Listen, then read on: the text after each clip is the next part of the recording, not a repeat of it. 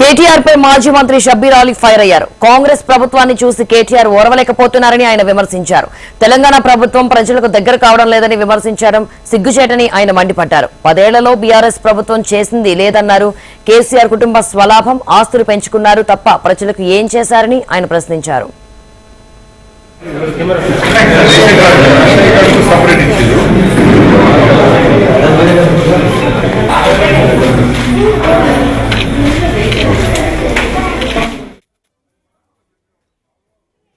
ఆ కేటీఆర్ అనేటువంటి వానికి ఏమైనా బుద్ధి ఉందో లేదో తెలియదు కానీ ఆయన పెద్ద మనిషి మాట్లాడుతూ కాంగ్రెస్ 420 స్కీమ్స్ అని పెట్టిండు.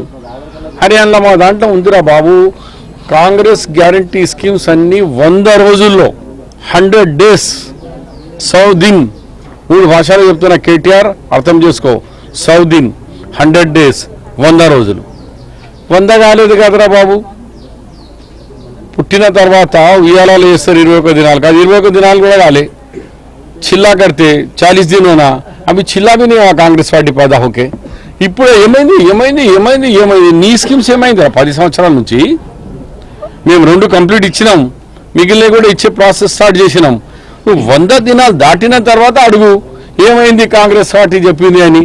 మా 100 दिनाలు కాకముందు ఇట్లా పడిపోతున్నారంటే లైఫ్ లాంగ్ వీళ్ళే జాగీర్లో ఉంటారని.